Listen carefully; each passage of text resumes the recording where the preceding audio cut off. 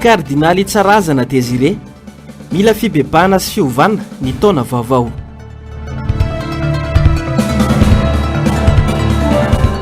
Filomarika Ravalomanana 2024 ho taona vanina, taonan'ny fanantenana, hanome hery sy fahasahina. Rivodoza Alvaro ivoaka an-dranomasina anioalina namelatra boly 2020 sy 2020. Tompoko lahy sy tompoko vavy ankafaliana sy ampitiavana indray no iarabako anao no sady tsy diako ny tokantranao amin'ny arivany talata 2 janoary 2020 sy 2020 ity arabaina isika rehetra ampanaraka ny fahitalavitry ny MBS na tratra somatsara izao taona vaovao 2020 sy 2020 izao. Manasana ampanajana sy ampitiavana araka izany tenako anaraka izao fotoana ny fampahalalam-baovao izao hatramin'ny farany. Io amin'izay lafim-baovao izay avy hatrany ho taona vanina, taona fanantenana sy hanome hery antsika satria mbola tsy vitan'ny tolona hitondra fahasalamana sy fahasahina ho an'ny vahoaka malagasy ity taona 2020 sy 2020 ity. Sationa tamin'ny firarian-tsoa ho an'ny vahoaka malagasy rehetra nataon'ny filoham-panorina ny antoko-tiako Madagasikara androany, izany amin'izao taona izao. Tsy azo adinoina ny lasa hoy Marika Ravalomanana azahoana banjina no avy no amafisiny fa tsy azo ekena ny zava-misy satria firenena vanina mendrika no iaramanangana ho tombotsoa iraisana ho an'ny taranaka malagasy. Germain Menjanary sy mbola afa-tsara. Fitombavaka noho ny fampiarabany ny ray aman-dreny sy ny zanaka androany noho ny taona vaovao teo amin'ny filoham-panorina ny antoko-tiako Madagasikara sy ireo mpitarika ny antoko-eny fotony ary ireo olom-bofidy.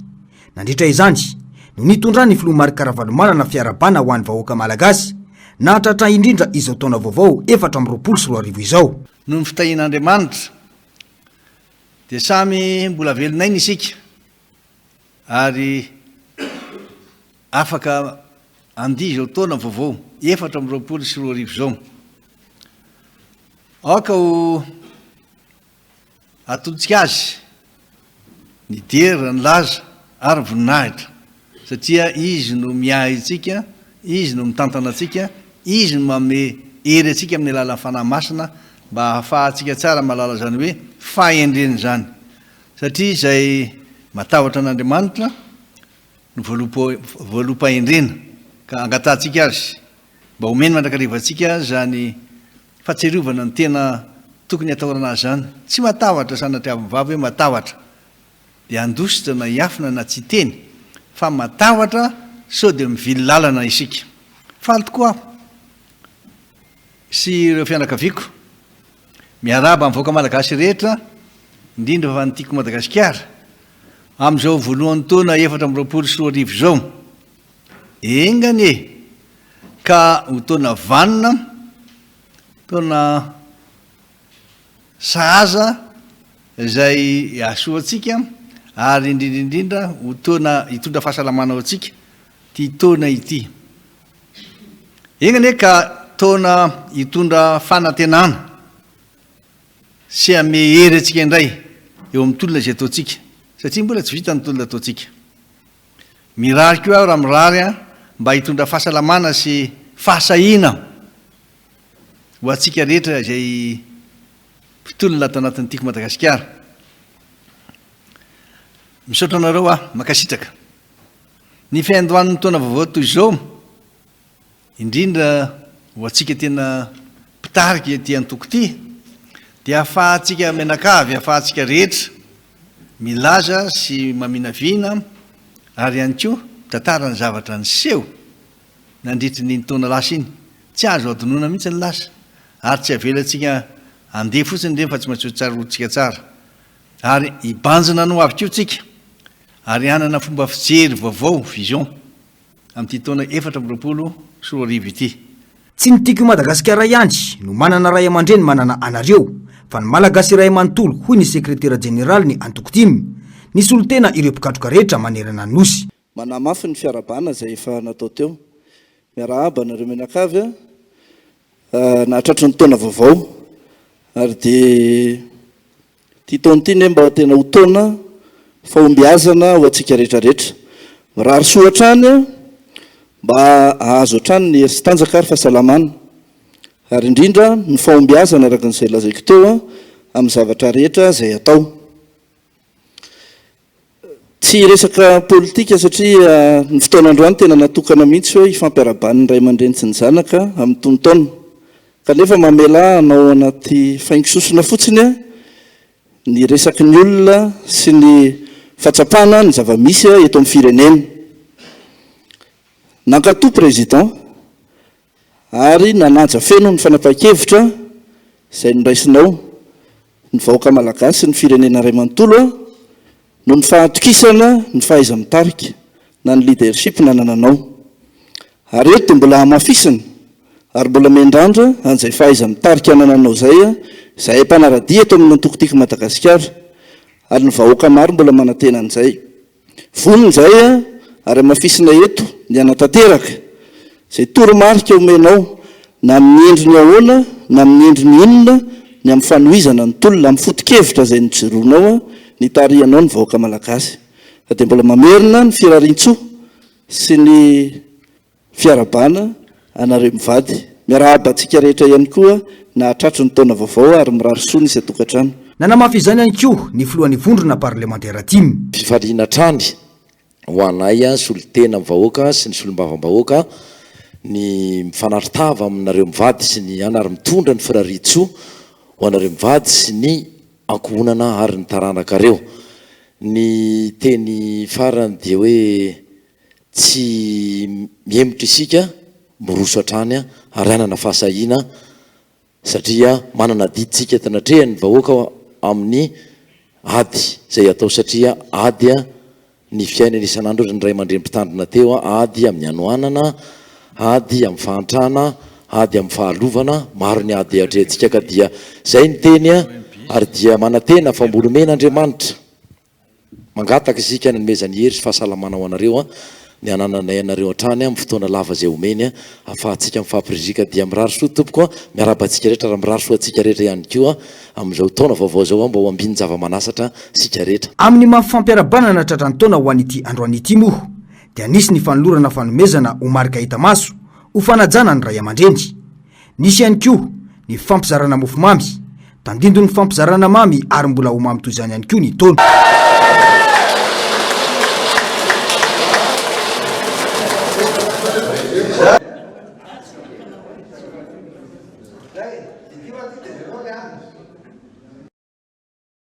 Arak'izany dia nisantatra ny taona vaovao 2024 tamin'ny alalan'ny fanompom-pivavahana ny antokotiko Madagasikara androany tetsy Faravohitra. Fotoan-dehibe ny trotrona ambavaka ho an'ny taona vaovao no sady nitondrana ambavaka ny hoavin'ny firenena sy ny vahoaka malagasy ihany koa.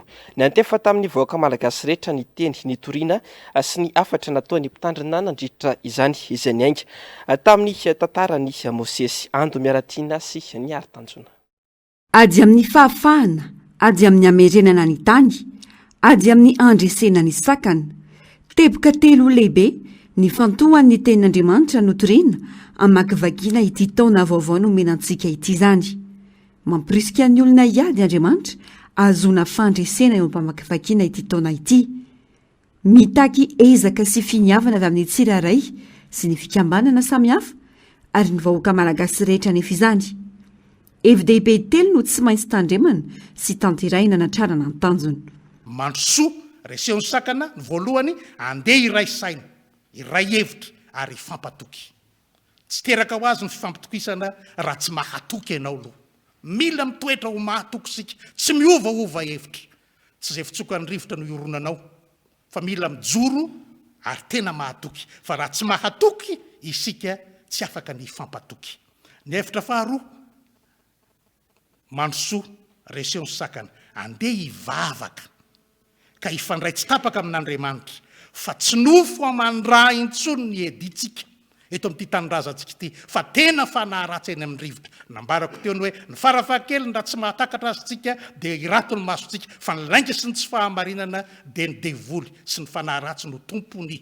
Mbola tsy lazaintsika aza hoe na dia ny jiro tapaka lava eo zany aizina ny dikan'izany ary iza ny tompony ny aizina ny devoly.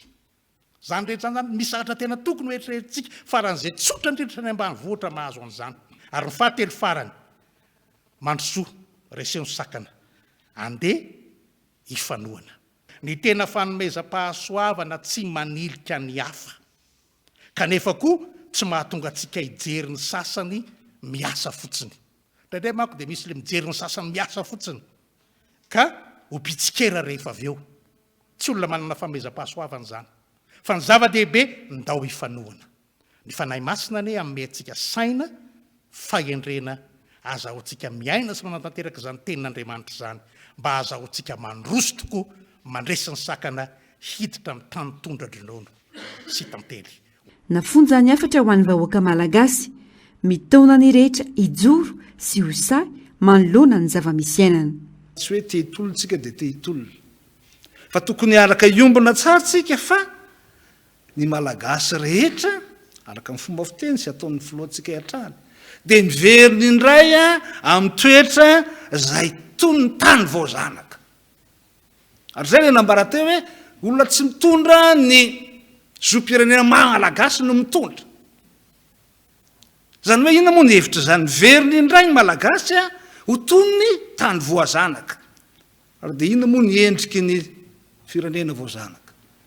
Ny mpanjanaka tsy manao fa tsy mampahantra ny vahoaka ao aminy, mba hahatonga ny vahoaka rehefa tena mahantra tsy afaka isainy intsony eritreritra lavitra intsony na amin'ny hoaviny ny taranany na amin'ny tenany, ary indrindra moa zany hoe eritreritra fiainany firenena zany.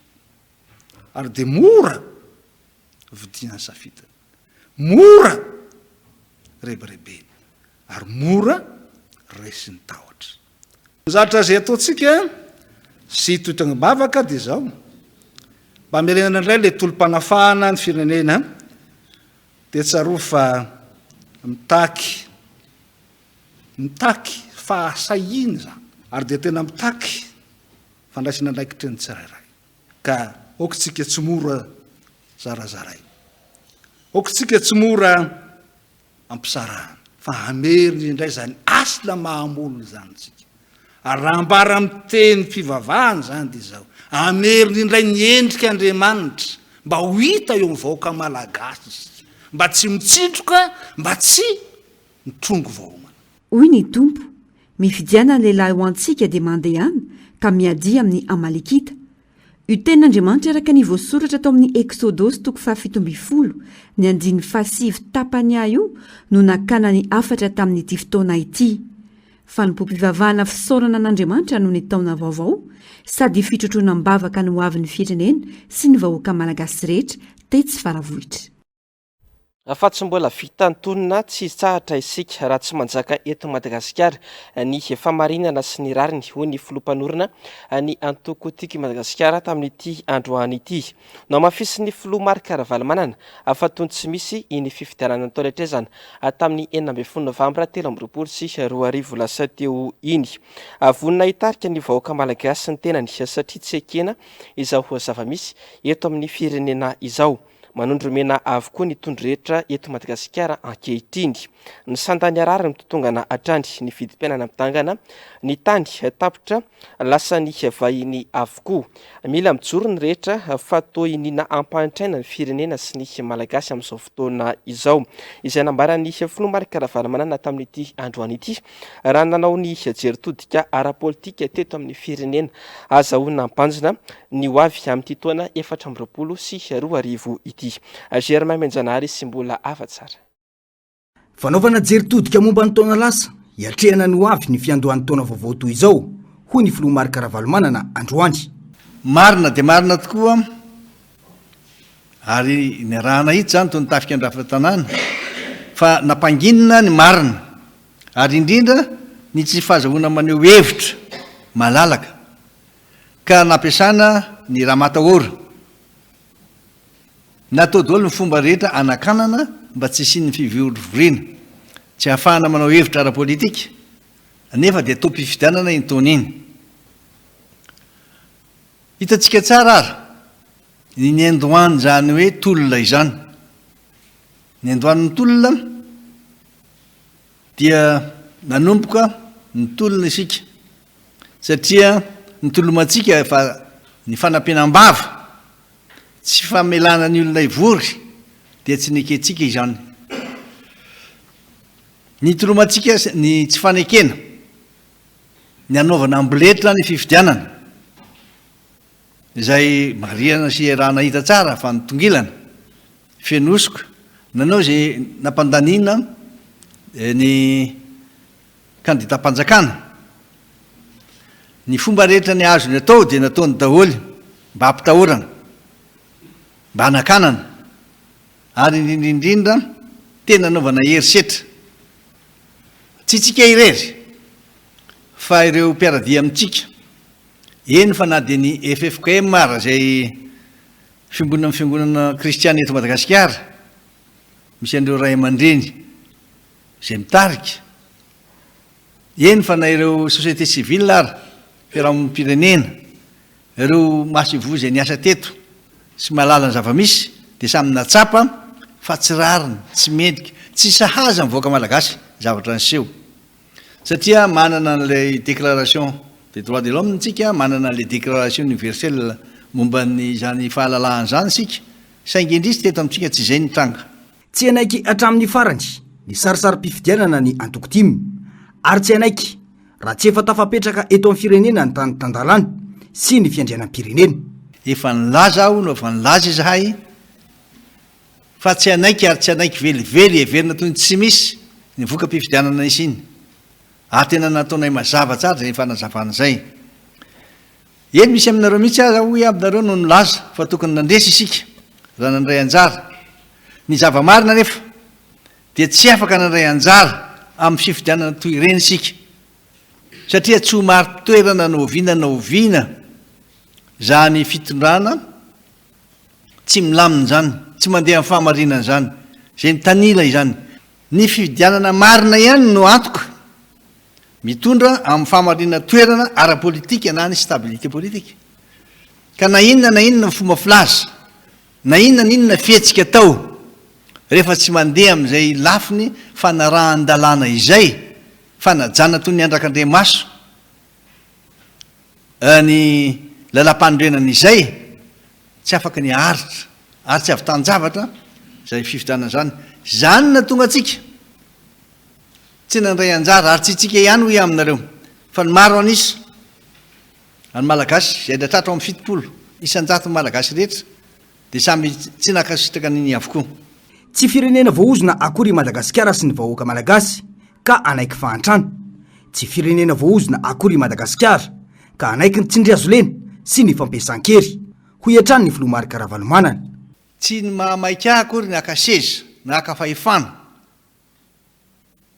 tsy izay mamaika fa ahoana marina ny tokony atao a mba hisiny ny fampandrosoana marina ty firenena ty manana ny ampy isika eto manana ny herena ahafahana mamahana an'ireo vahoaka ireo manana ny paikady rehetra tokony ataotsika tsy afaka nanantanteraka an'izany nefa isika satria nanjaka teto ny asan'ny satana fisainany ratsy rehetra tsy afaka nanantanteraka izany nefa tsika satria nisy tamintsika namadika nisy tamintsika tsy tamintsika reto tsy tamintsika amin'ny fikambanana fa misy malagasy zay voavidy vola dia nanaiky natao fitaovana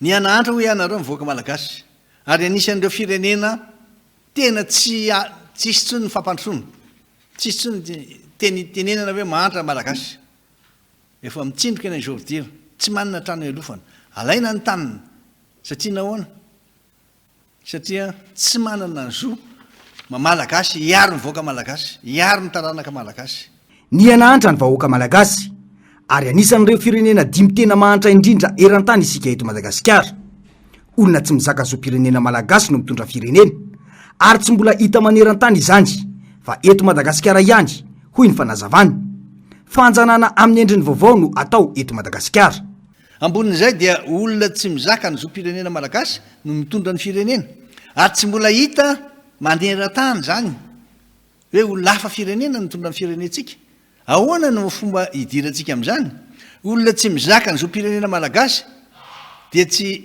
hikasaka velively mihitsy ny tombontsoany malagasy miverina indray amin'ny fanagejana amin'ny fanakatsakanana ary indrindrindrindra amin'ny famoretana ny malagasy ny zava-misy ankehitriny fomba hafa ny hitondrany azy amin'izao fotoana izao tsy anaiky an'izany fametrahana ny jadona sy ny fitondrana tsy refesy mandidy zany tsika koa mitrakary malagasy mitrakary tim tiako madagasikara aza me tsara velatsy fa sahia mandroso aza manaiky le menana ary aza manaiky ataony olo fitaovany sika tsy azo ekena mihitsy ny fametrahana voaka malagasy an'izao toerana mahazo azy zao tsisy ny rano fisotro madio zay tena mba anajana ny asany sy ny dinite'ny olona tena zo tanteraka ho anazy zany tsy misy fahalalahana mivezivezy tsisy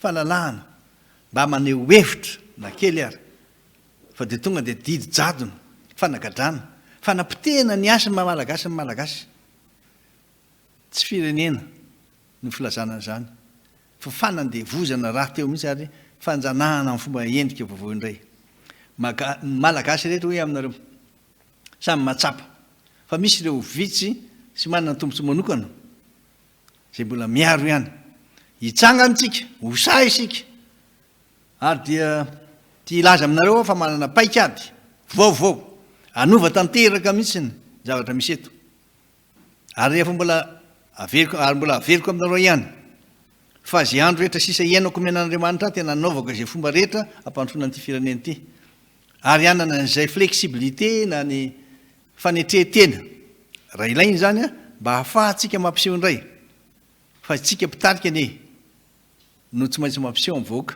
mampiseho andreo malagasy zay tena mahazo azy ianareo zao manatrika mijery azy zao de samy mikanjo samy manao kravaty mena samy mijery samy montina be fa raha mahita ny olona tena mahita malagasy maro anisa 5 isan-jato nareo nasaka mihitsy ny ranomasy mahita an'izany hoe mba krismasy ny andro tsisy azo atao tsisy anyko hoanina ny trano vidina vorotsiloza anankiray fa manetsiny tsisy azakivy mitraka mijoro mandrosoa resehony sakana ho iantrano ny filomarikaravalmanana izay nanamafy fa ny andro sisa iainany de ho atokany animpona ity firenena ity sy anavotana ny vahoaka malagasy fa tsy tokony isy firenena be kristianina ka ahantra izany mila fibebahana ny firarintsoa atao amin'izao fotoana vaovao izao ho kosa ny kardinaly monseigneur Tsarazana Désiré raha nitondra ny fiarabana sy ny firarintsoa ho an'ny vahoaka malagasy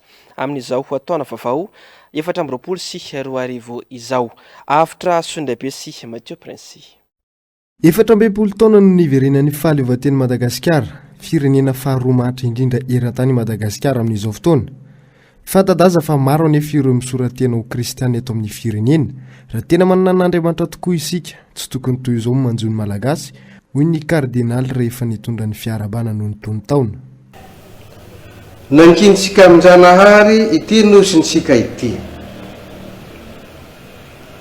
tahinao ry Janahary ity nosin-drazana ity saika ahitana mpivavaka kristianina ny sehatra rehetra ny sehatra fiasana rehetra eto Madagasikara na ara-politika zany na ara-ekonomia na ara-tsosialy fanotanena mipetraka de ity manenina risika no toa mikroso faha maninona sika no mahantra nefa milomano ao anatin'ny arena misy zavatra tsy miady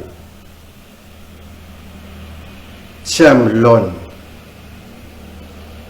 raha ny toerana misy kristianina raha toerana be kristianina no tsy mandroso ny rehetra ny mila miara-miaiky sy mahatsapa-tena fa loharano ahafahana mampandroso ny firenena aok'ireo manam-pahaizana tsy ho azon'ny fankam-panahy hanao tohatra fiakaran'ireo madinika hitadiavana tombontsoa manokana ka hambotry ny firenena ny firarian-tsoa ifanaovantsika amin'izao taom-baovao izao de tokony arahana fibebahana ndao iova marina isika hiady amin'ny kolokolo fa hanao ny marina, hiady amin'ny fitiavan-tena,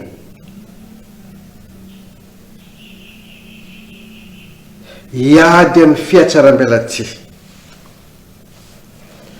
hanana finiavana marina hampandroso ny voaka malagasy,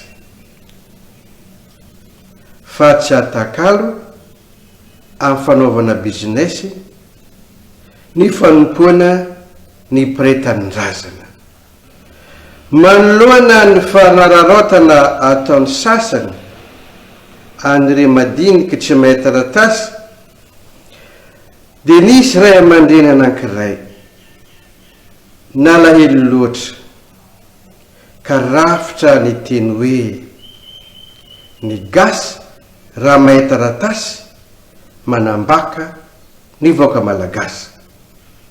So ihany fa tsy ny gasy rehetra no manao an'izany, fa antso avo mentefa amintsika mianakavy zay vato nasontro ny tany mba hanompo marina ny vaoaka madiniky, mba hanompo marina ny vaoaka malagasy.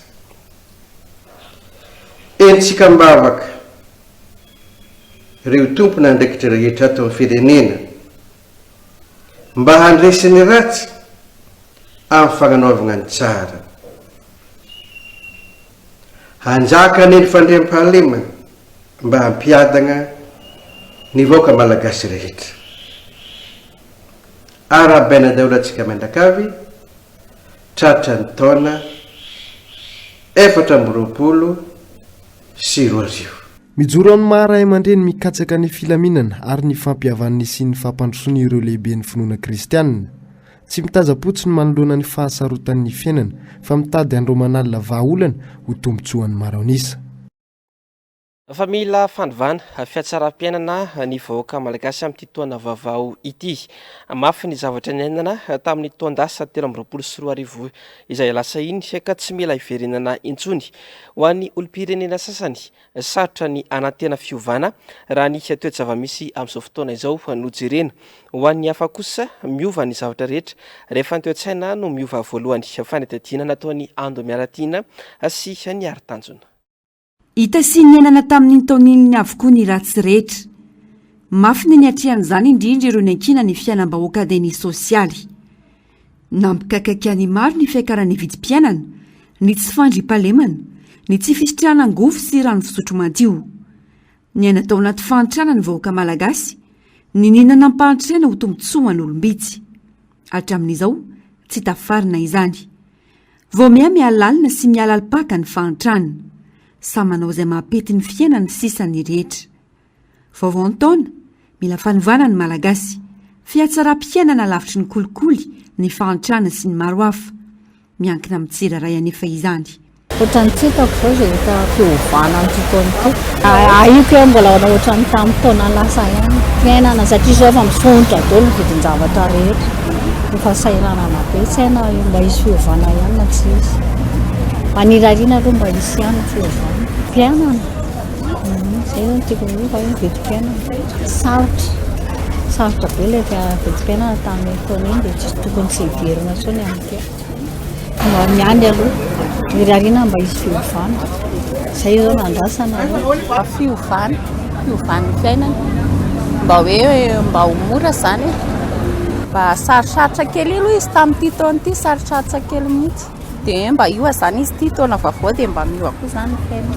Ny tiako hoe iova ny vidina entana majinijinika eny an-tsena izany. Izay no tiako iova, ohatra hoe vary, menaka, ohatrakohatran'izany. Zaka loatra ilay izy satria ny vola tsy misy tsisy vola. Fananana karazana formation kely zany satria raha hoe hiandry asa daholo ny tanora dia lasa taraiky be. Fa farafaratsiny zany mba mena formation daholo ilay olona dia ho an'izay tsy manana, tsy hitafiditra miasa mba manangana asa ho anazy. Dia ho an'izay efa hoe miasa koa nefa tsy mahafapo anazy ny asany dia mba manangana fond izy dia manatanteraka ny nofinofiny. Ny fiainana malagasy aloha sahirany satria tsy ampy le fahalalana hoentina. Ohatra ohatsiny hoe resaka fitantanam-bola, resaka fahaizana mandany sy fahaizana mitsitsy.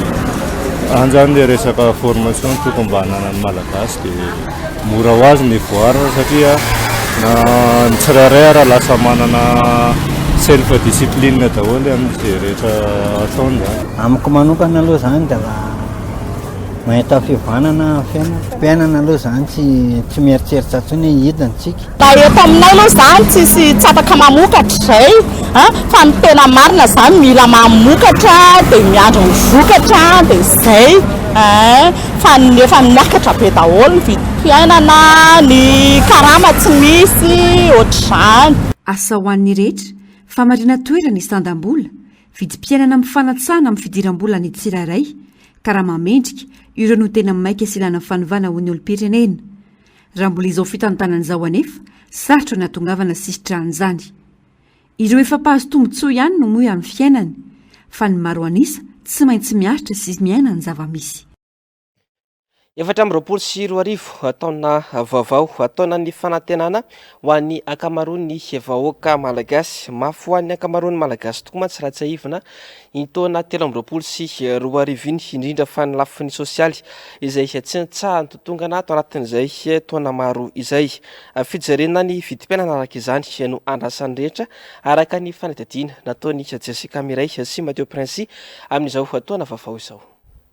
Anisany nanamarika ny taona 424 teto Madagasikara ny fidangana ny vidim-piainana izay tafakatra hatrany amin'ny 24,400 ho an'ny telo volana voalohany ny taona lasiny araka ny tatitry ny banky foibe ny Madagasikara. Ny sakafo ny tena nahitana fiakarany hatramin'ny 12,500 ary niakatra manodidina ny 12,700 ny vidim-bary. Vokany niakatra be ny tahan'ny fahantrana ho an'ny taona 424 raha fito amby fitopolo isanjato izany tamin'ny taona 2024 dia lasa 7,100 ny malagasy mahantra tamin'ny taona lasiny. Ny anarenana sosialim-bahoaka no faniriany malagasy amin'izao fiandohan'ny taona 424 izao. Faniriako zany amin'izao taona vaovao zao dia mba hoe ny ampilamina ny firenena mba hahafahan'ny olona miaina kalalana satria fantatra zany tena hita hoe geja ny fahantrana mihitsy ny vahoaka malagasy zay zany faniriako hoe isy ny fampihavana ny eto firenena dia isy ihany koa ny filaminana dia mba miaina kalalana zany ny vahoaka mahita ny anina hoaniny sy ny fivelomany arak'izay zay atao hoe hoentiny miatrika ny fiainany manontolo satria dia hita fa tena sahirana zao ny vahoaka malagasy. Teo ny valana retina, teo ny resaka raha politika tsy milamina zay zany natao hoe faniriana ho an'ity taona 424. Ny faniriako raha ohatra hoe eo amin'ny anivon'ny ankohonako aloha dia mba hoe tsara noho ny teo aloha zany mba hidiaviny dia mba hoe mba hita zay ho tediavina ny ankizy satria ny ankizy efa lehibe daholo dia mba ho tafita amin'ny fianarana sy mba hifianarana ny ankizy dia ny eo anivony hoe tokony ihany ny firenena tena tokony mba mihatsara amin'izay tokony efa hiatsara amin'izay satria fa mba miova zany ny taona dia miova araka n'iny ihany koa zany zavatra tokony hiseho eto firenena dia mba ny amora fiainana mo fiainana tsy mora tsony angambany tokony mba tsinjovina ihany le ankizy ankehitriny no avy le ankizy zany tsinjovina izay ngamba ny tanjaka dia mba hita ny sosiny tsara daholo rehetrarehetra manerana Madagasikara. Rina moa dia maivamaivana ny vidim-piainana satria raha malala ny zava-misy raha fiaka fitonga ny ariary zany amin'izao fotoana tena manaikitra dia manaikitra satria efa mahery ny 5 arivo dia izay efa mividy izay ny tena hita hoe vesatra be dia izay ny tena hoe faniriana raha misy ny fanatsarana zany amin'ny 2024 tena izay ny rarina ary ho an'ny rehetra mihitsy izay satria misahirana ny rehetrarehetra amin'izao. Tsy mbola voafaritra ao anatin'ny tetikasa ho an'ny taona 424 anefa aloha ny sosialim-bahoaka raha ny zava-misy mbola tsy lahara-pahamehana ho an'ny fanjakana hatreto ny fanatsarana ny fahefa-mividy ao malagasy sy ny fampiainana ny vidim-piainana. fa miavaka ity taona 420 sy 20 ity noho ny fisian'ny andro ny 7 febroary andro izay miverina isaky ny efataona arak'izany dia antsoina hoe ataona bisextile ity taona 420 sy 20 ity. Ankoatra izay dia zoma sy alarobia ny ankamaroan'ireo andro tsy fiasana nefa andrasakarama amin'ity taona ity araka ny voafaritra ao anatin'ny almanaka gregoriana. Onjalalaina ranaivomanana sy andry rakoto malala. Andro zoma sy alarobia ny ankamaroan'ireo andro tsy fiasana nefa andrasakarama na ny jour férié amin'ity taona 420 sy 20 ity. Zoma ohatra ny fankalazana ny fetin'ny vehivavy ny valo martsa, ny fankalazana ny fahatsiarovana ireo mahery fo ny ady ho an'ny fahaleovantena ny 7 martsa ary ny andro fahatsiarovana ny maty ny voalohan'ny volana novambra. Ankoatr'ireo, andro alarobia ny fankalazana ny fetin'ny asa voalohan'ny volana May, ny fanamarinana ny fahaleovantena ny 9 jona, ny krismasy 15 desambra, ny 13 martsa kosa ny pasika amin'ity taona 420 sy 20 ity ary ny 15 May ny pentekosta. Ankoatr'ireo, anisan'ny taona miavaka ny taona 420 sy 20 noho ny volana febroary lasa 7 andro. Arak'izany, antsoina hoe année bissextile ny taona 420 sy 20 izay tsy miseho raha tsy isaky ny efataona. Izany hoe tamin'ny taona 20 sy 20 no année bissextile farany ary amin'izao taona 420 sy 20 izao. Amin'ny taona 20 sy 20 indray arak'izany no isy daty fa 7 ny volana febroary. Antony ara-boajanahary no mahatonga io année bissextile io. Ny fepitaona iodina ny tany amin'ny masoandro no mandrafitra ny taona iray. Raha ara-tsiansa, mandina 5 sy 300 andro sy 900 ny faharetany fiodina ny tany amin'ny masoandro. Ilay 900 fanampiny kosa lasa 420 ora rehefa ampy fanampiana mandritra ny efataona, ka izay mahatonga ny année bissextile isaky ny efataona sy mahatonga ny fisiany 7 febroary. Raha ara-tantara kosa indray dia tamin'ny andro Jules César izay nanjaka tany Rome 470 taona mialohan'i Jesosy Kristy nametraka ny fisiany année bissextile. Ny antony mahatonga ilay fanampin'andro iray rehefa volana febroary indray dia ny volana febroary no mamarana ny calendrier julien raha ara-tantara trany. Vao ny mety ho toetry ny andro vinavinaina ivoaka an-dranomasina anioalina ao amin'ny faritra vadivavy na fitovinany eo anelanelany amin'ny 7 hatramin'ny 10 alina ilay rivodoza Alvaro rehefa namela takaitra tany amin'ny faritra Morombe sy Fianarantsoa iny. Na dia eo aza izany mbola itoy hatramin'ny rampitso 3 janoary ny rotsakorana any amin'ny faritra hafa manerana a Madagasikara. Eo ihany koa ny fikoritana ny ranomasina vokatry izany. Miala ranombana sy tahirinena. Omaly voalohany volana janoary tokony tamin'ny 7 arivo tanoandy no niditra an-tanety tao amin'ny distrikan'ny Morombe faritra tsy mandrefana ilay rivodoza Alvaro natsinana ratrany ny diany. Tamin'ny 3 ora tolakandro teo tao amin'ny distrikan'ny Fianarantsoa faritra Matsiatra Ambony no nisy ny foibeny Alvaro. Ny ainany heriny ka tombana no 70 kilometatra isan'ora ny rivotra enjiny izay arahana tafiotra mitokotoko 50 kilometatra isan'ora manakaiky ny foibeny. Manohy ny diany miantsinana hatrany izy amin'ny hafainganam-pandeha 15 kilometatra isan'ora araka ny nambarany teo anivon'ny meteo. Ahina itoetra trandry ny rotsakorana matevina miaraka aminy indraindray amin'ny afovoantany sy ny ilany atsimo atsinana ny nosy. Vinavinaina ivoaka an-dranomasina any amin'ny faritra vadivavy na fitovinany kosa ny sisan-drahona miaraka amin'ny ity andro ratsy ity anioalina. Foana avokoa noho izany ny filazana loza rehetra mahakasika ity rivodoza ity manireo distrika na ray izany hoetrany ny loharanom-baovao. Raha ny fivaran'ilay andro ratsy Alvaro dia izy io dia niditra an-tanety omaly 2 janoary tany amin'ny distrika Morombe tokotokony tamin'ny 7 sy 20 minitra ariva. Ny kisaka ny atsinanana izy dia nahazo ny faritra tapany atsimon'ny faritra Menabe dia nanohy ny dian'ny atsinanana ihany dia nikasika ny toetrany avaratsy ny faritra atsimo andrefana ary mamakivaky ny faritra Otomatsetra dia amin'izao fotoana itenenantsika izao ny toerana misy azy dia ao amin'ny distrikan'ny Kalamavony ka izy io dia mbola anohy ny dian'ny atsinanana ihany ka makivaky ny tapany atsinanan'ny faritra Otomatsetra ary vinavinaina ivoaka ny eo anelanelany faritra Vadivavy fitovinany anio alina eo anelanelany amin'ny 9 alina zany ka hatrany amin'ny 10 alina anoany. Taketra napetrany dia nahazo orana betsaka ny faritra Morombe hatratra tany amin'ny 7 milimetatra ny rotsakorana voarefy atao anatin'ny 4 ora monja dia tao ranohirana tratra 7 milimetatra ny izany rotsakorana izany ary fianaratsoa dia nahazo rotsakorana 5 milimetatra tao anatiny 420 rahatrany. Ny fahatrana alamanga moa izany dia hitantsika fa dia malomalika izy amin'izao fotoana izao hoe ahazo rotsakorana izy izany fa tsy ao anatin'ilay faritra ilazana hoe be ny rotsakorana hoe mety ahina ny karaha ny renirano fa na izany aza dia mitandrina ihany satria raha mijery antsika ny renirano dia efa somary avoavo ny renirano satria tsy ny orana milatsaka eto Antananarivo akory mampiakatra ny renirano satria ny orana efa milatsaka any alohan'ny fiavian'ny renirano any. Raha ny voalaza ny Italia eo anivon'ny meteo Itiatrandy manodidina ny 3 raha ny tokony ho izy ny isan'ny rivo-doza. Vinavinaina andalo tsy akasika ny Madagasikara mandritra ny fotoam-pahavaratra. Manoloana izany, mila miomana foana amin'ny fiatrehana izany ny rehetra hialana amin'ireo loza mety iseho mandra-pahatapitra ny fotoam-pahavaratra amin'ny faran'ny volana Aprily. Ho hiatrany ny voalaza.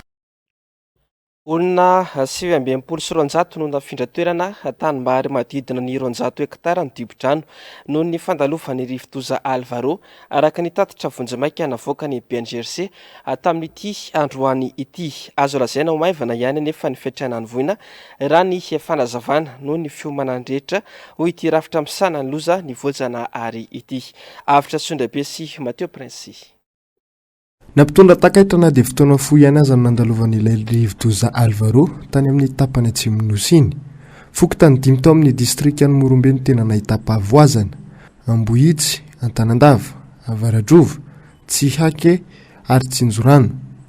Niakatra ihany koa ny rano tamin'ny amin'ny faritra maro na tamin'ireo faritra voakasika na tany amin'ireo manodidina. Nitondra tatitra vonjemaika ny teo anivon'ny BNGRC tamin'ny 12 ratoandro teo. Misokatra koa ny foibe mpandrindrana na ny Centre de Coordination Opérationnelle azona mandrindra ny fitantanana sy manara-maso andro aman'alina ny loza raha ny fanazavana. Niditra teo any amin'ny 30 kilometatra avaratry Morombe ilay rivo-doza maly tao amin'ny manodidina teo amin'ny 7 na tamin'ny 8 ora hariva teo.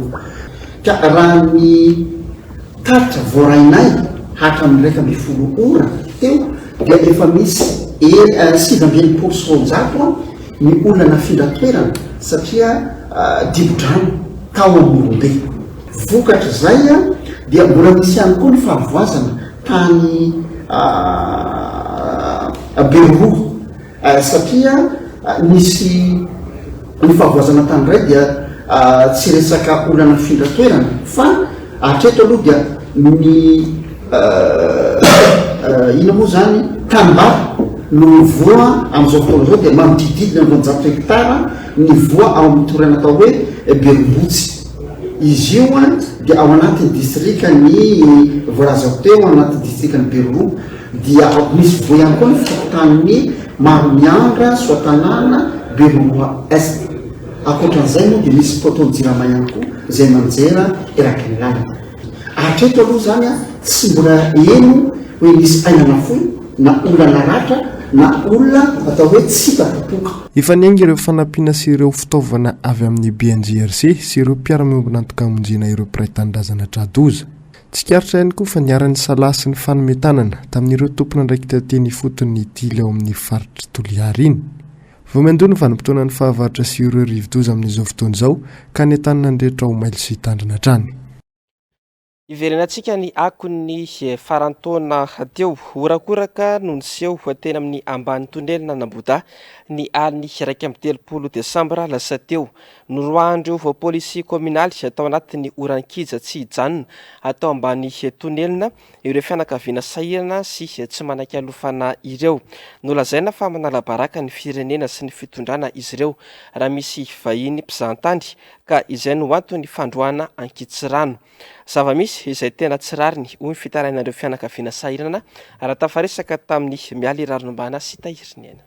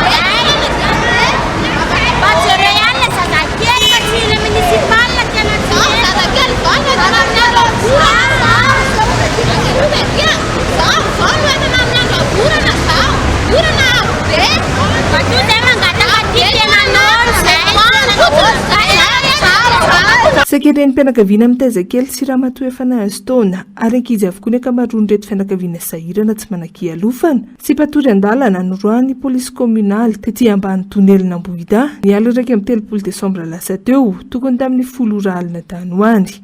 Tsy nisy fiantrana na dia nikija tsy nisy ohatr'izany aza ny orana araka ny fitantaran'ireto fianakaviana sahirana ireto.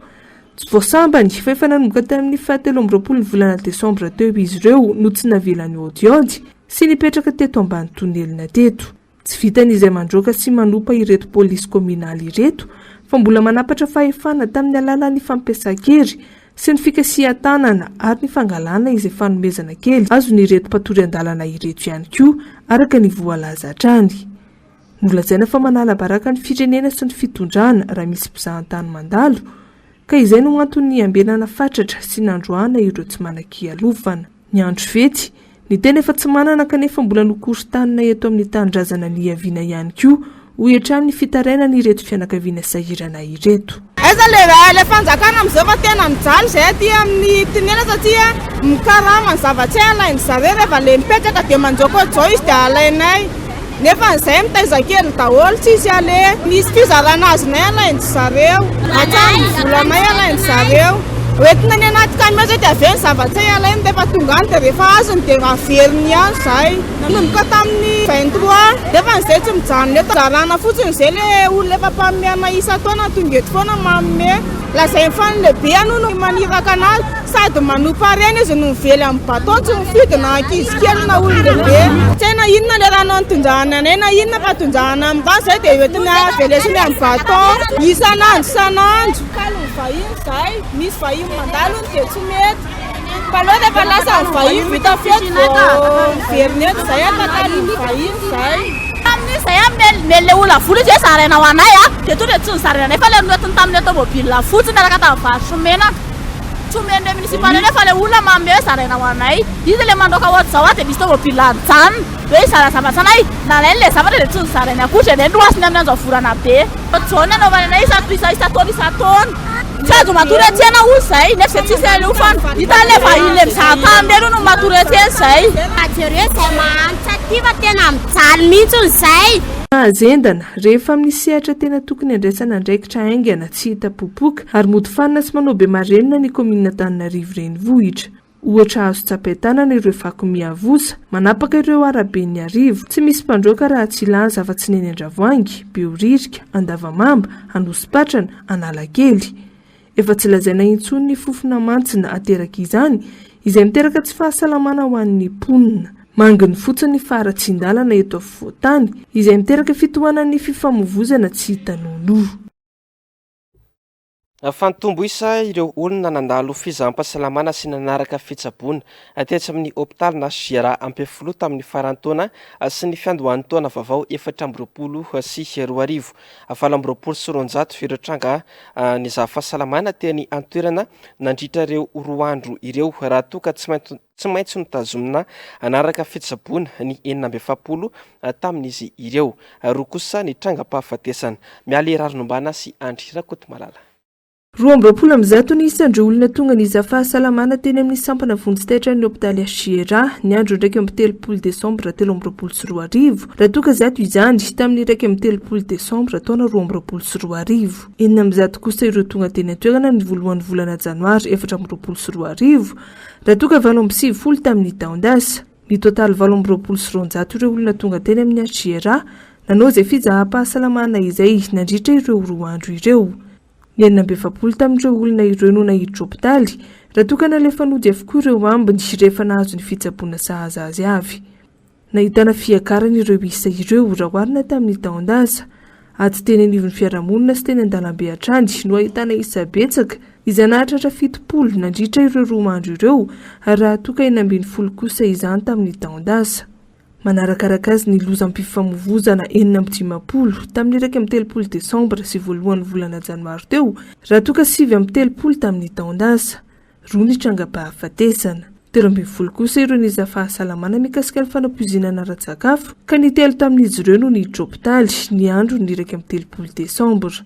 7 kosa no isan'ireo olona tonga teo an-toerana ny voalohan'ny volana janoary ka ny 9 no notazomina nanaraka fitsaboana. roa nitrangana famonoatena raha toa ka tsy nisy nitrangam-pahafatesana vokatry ny fety. ny betsaka zany niditra teo tamin'ny hôpital Ravonga Andrenavalina raha teo amin'ny vonjyaina zany amin'ny sampana urgence chirurgicale dia amin'le accident à responsabilité civile zany hoe le trangam-piarahamonina any amin'ny toerana misy azy tsirairay avy any zay niakatra kely tamin'ity taon'ity satria dia nahatratra 70 niditra taty amin'ny hôpital zany nandalo fihazam-pahasalamana nandritra ny faran'ny taona sy ny taona vaovao. Ny manaraka anazy dia ny accident de circulation zay azo lazaina niakatra ihany koa tamin'ity taon'ity satria raha tamin'ny taona lasa zao dia 7 niditra ty amin'ny hôpitaly raha tamin'ity taon'ity kosa nahatratra 9. Ny fanampizinakana ra-tsakafo zany ny faran'ny taona dia tsy nisy fa ny 1er janvier nisy. Ny famonoatena zany tentation suicide zany dia tamin'ny voalohan'ny taona nisy anankiray 31 décembre 2024 koa nisy anankiray vehivavy tamin'ny faran'ny taona 30 décembre 2024. Ny alcoolique indray zany tamin'ny taon'ity zany dia azo tsy dia nisy fitombony firy raha ny ohatra tamin'ny herintaona satria raha tamin'ny herintaona zao eo amin'ny valo teo tamin'ity taon'ity zany anankienina. Taorian'ny loza isan-karazany teny anivon'ny fiarahamonina sy ny lozam-pifamoivozana anisan'ny ahitana trangana faratrano rehefa fety tahaka ireny ihany koa ny fahavoazana sy ny loza eny anivon'ny tokantrano. Nahatratra 7 nisan'izy ireo tamin'ny 1 Desambra sy ny voalohan'ny volana Janoary teo raha toa ka 20 izay isa izay tamin'ny taondasa. Fa maro ireo mpino kristianina no namonjy fiangonana omaly voalohan'ny volana Janoary 2024 sy 2025. Feno avokoa ireo fiangonana izay nandalovanay nanaovana fanadihadiana. Samy nanana no nampiavaka azy moa ny andron'ny omaly na dia samy nanamarika ny taom-baovao azy. Ny antsipiry izay avy hatrany amindrindra tsara ny Andry Rakotomalala. Fenopoka avokoa ny ankamaroany fiangonana ny andron'ny taom-baovao na dia teo aza ny afizanana noho ny famaranana ny taona 2024 sy 2025. Toy teto amin'ny FGKM Somanandrariny tsy nisy nandinganana ny tao-piangonana na dia niditra voamarambe tamin'ny anora aza ny fiangonana. Niompana tamin'ny fananarana mpivady ifankaty araka ny voasoratra ao anaty baiboly ny toriteny teto. Fanapin'izany ny anatra ho an'ny zanaka mba hanaja ray aman-dreny. Ankoatra izay dia miantso ny malagasy mba ahay fampizara ihany koa ny mpitandrina. Ho an'ny malagasy rehetra dia samy mahatsapy sika fa miaina manaty ny fahasairanana, miakatra daholo ny vidim-piainana. Misy olona zay to tsy misakafo aza ao anatin'ny feta dia tsy mba afaka mividy an'izay mba heverina fa mba ilaina. Maro zay mihinana tapatsinay, ao aza reo zay mandro fotsy.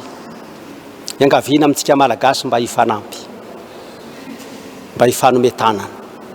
Raha mba manana ianao azadininy mba manolotra. Kanefa koa ndraindray koa le fanolorana raha atao mandavataona na atao fomba fiasa dia mitaizany olona hangataka dia mila mitandrina koa nefany.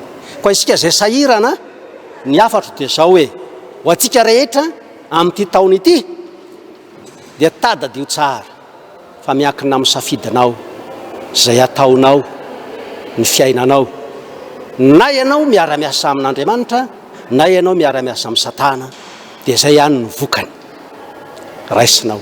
Dia andeha tsika mba andeha amin'ny fiainam-baovao hoe mba samy ezaka ary anana safidy tena tsara fa miankina amin'ny safidinao ihany ny hoavinao. Taom-baovao sady firaisam-pitandremana kosa ny natao teto amin'ny fiangonana FLM Toby Fanantenana 17 hektara omaly. Mitadiavan'i Jehovah dia mbola hita izy. Io ny tenin'ny soratra masina nentina nitondrana ny fampaherezana ireo mpino ho fiatrehana ny taona vaovao 2024 sy 2025. Dia ilay anankiray zay io izy amin'ity teny ity hoe kapao fa manimba ny tany dia misy misily ny fahafatesana avy any. Ianao hoe tanefa dia mbola mandihindihy misotro taoka manino efa misy misily ny fahafatesana tongana dia levonin'i Jesosy amin'ny anti-misile ilay misile izay mandevonany azy avela ihany izy amin'ity taona ty io ny anty misiliny jesosy fa ny misiliny fahafatesana kapao io nahoana io no avelanao hoety famboniny tana satria n'andriamanitra asika ry havana fa manana mpamonjy izay miahy ny fiainatsika izay mandinika atsika na dia efa tokony honokapaina azy tsika teo dia namindrano fo dia hoy ny olona sasany andao hanota ihany mba hitomboan'ny fahasoavana zany ve no izy fa hoy Paoly amin'ny Romana 2:4 dia hoy izy tsy fantatrao va fa ny fahamoram-panahin'Andriamanitra dia mitaona anao hibebaka zay ny dika ny namelany anao amin'ity taona ity dia atonga anao handiny tena hibebaka fa tsy hoe mbola hanohindray le fahotana zay nahazatra teo fa efa tokony honokapaina isika teo dia iny Jesosy momba atsika miady varotra ho atsika nisy teny Jesosy tamin'ny mpianatra rehefa handeha ho any an-danitra Jesosy dia hoy izy nofaranana tamin'ny fandraisana fanasan'ny tompony fitoam-pivavahana teto maro ihany koa ireo malagasy no nanakana ny fiainany eo am-pelantanan'Andriamanitra tamin'ity andro voalohany taona 424 ity. Nisy tamin'ireo mpino kristiana ihany koa no safidy ny namarana taona 324 sy ny tsena taona 424 atany ampiangonana zava-dehibe ny fametrahana ny fiainana eo am-pelantanan'Andriamanitra ireo mpino nanaovana fanadihadiana Anjavandriamahefa sy Tahirinena.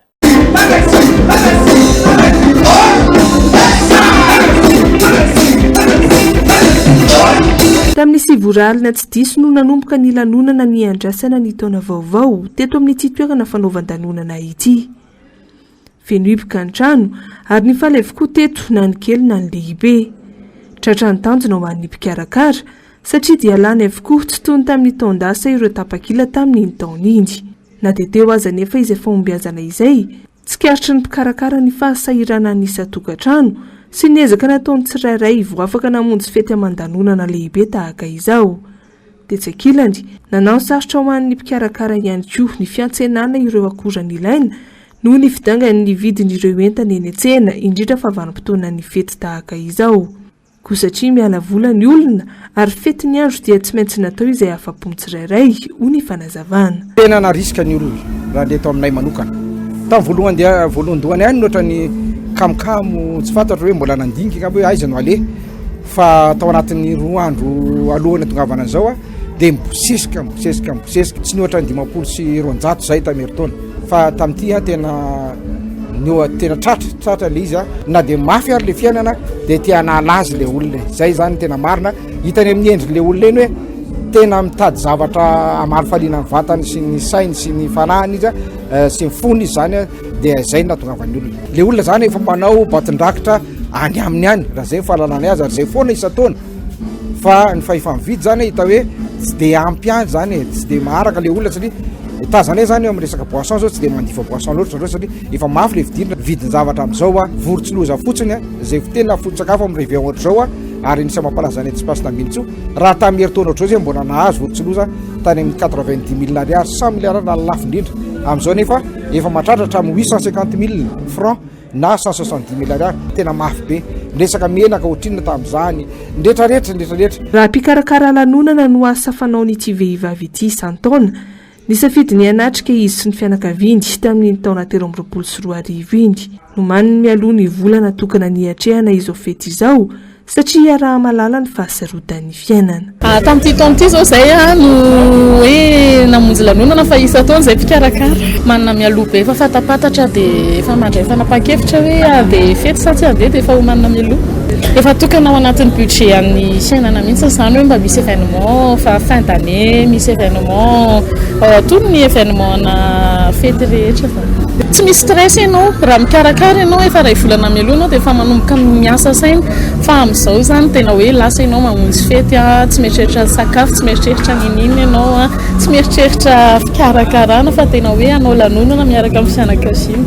Tsy no adinoa ny mpikarakara sy ny mpanatrika ny lanonana ny ndrarosony vahoaka malagasy teo ihany koa ny famelan-kafatra ho an'ny mpitondra fanjakana. Mirarosoa indrindra ny ty taona 2024 ty isy fiovana amin'ny lafiny tsara. Mieto aho dia miaraba manokana ny tsika malagasy rehetrarehetra mirary io taona ziny, io taona ahitana fahombiazana, io taona isin'ny fahatoniana amin'ny lafiny rehetrarehetra, ary taona isin'ny fandeferana na fotoanam-ponjakana indrindraindrindra mba ahay ampijanona amin'izay ny amposiny sisa mba ahay iara-iasa tsika malagasy mba tena ahitana hoe afaka miaraka amin'rahina ny malagasy rehetrarehetra.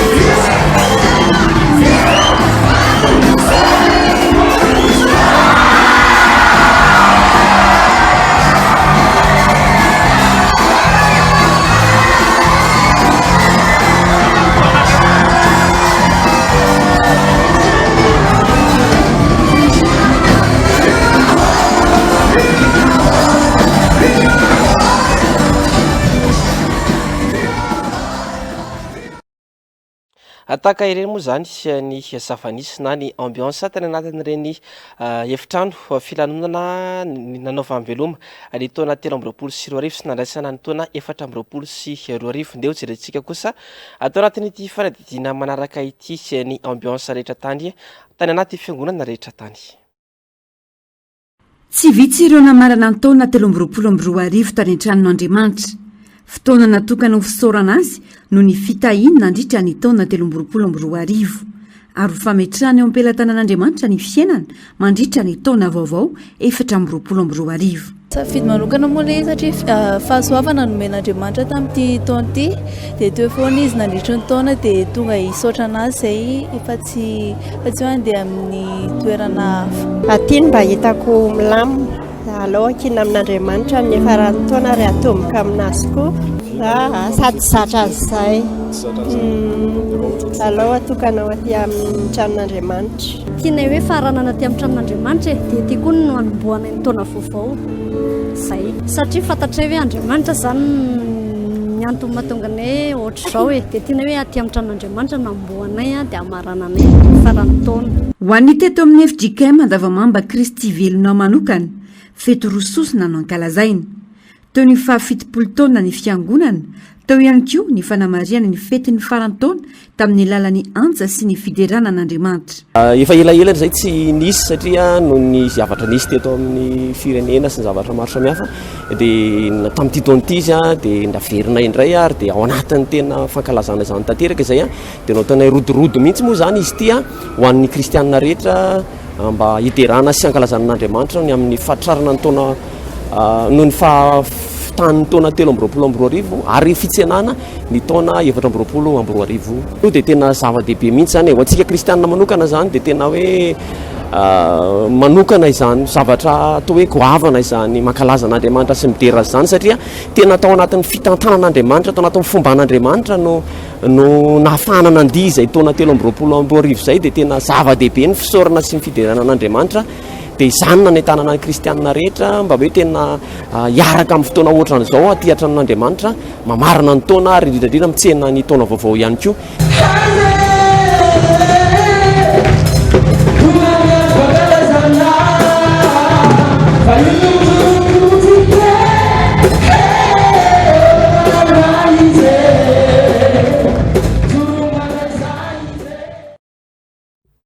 Fanotokanana ara-pombam-piangonana ny raika amin'ny 3 Desambra lasa teo ihany koa ny akany Salema ao amin'ny FJKM Salema vaovao 17 hektara. Fotodrafitrasa iasan'ny fiangonana sy ny kristiana ity fotodrafitrasa notokanana ity nitarika izany moa ny pasteur Roger Andriamsata nanatrika izany tena toerana ihany koa ny namana mpanao gazety Zavandre Maeva. Fitokanana fotodrafitrasa goavana sy raitra no namaranan'ireo mpino kristianina eto amin'ny FJKM Salema vaovao 67 hektara ny taona 2024. Akany Salema fotodrafitrasa anatsanga ny fiangonana sy ny kristianina ho toeram-panomponan'Andriamanitra ho loharam-bola ny fiangonana ary ho toeram-piasana sy fanomanana ny asa rehetra tao eto anivon'ny fiangonana. Akany antsona hoe akany Salema ity ho toeram-panomponan'Andriamanitra ho loharam-bola fiangonana ho toeram-piasana sy fanomanana ny asa rehetra izay atao eto amin'ny fiangonana ary ho toerana masina izay anehoan'Andriamanitra ny voninahiny eto amin'ity toerana masina eto amin'ity tanàna masina ity. ny finoana sy ny fanakinana ny asa tamin'Andriamanitra no nahafahana navita izao fotodrafitrasa izao. Vola fiangonana madidio ty tsisy fanampinana mihitsy, tsisy fanampinana taizana taiza reo trano rehetra miorina eto reo zany ankamaroany dia volan'ny fiangonana madidio ary atao hoe volan'ny fiangonana dia hoe volan'Andriamanitra, vola azo avy amin'ny kristianina izay nanao akalalahana mpifaliana afaka manontany ny kristianina eto nareo fa fitezana iny olona eto ny hoe manao ampifaliana akalalahana tsy misy terena fa manao zay vita. Tsy hijanona eo ny asa fampandrosoana ny ambandain'ny fanjakan'Andriamanitra, maro ny efa vita saingy mbola betsaka koa ireo vina miandro ho an'ny taona ho avy.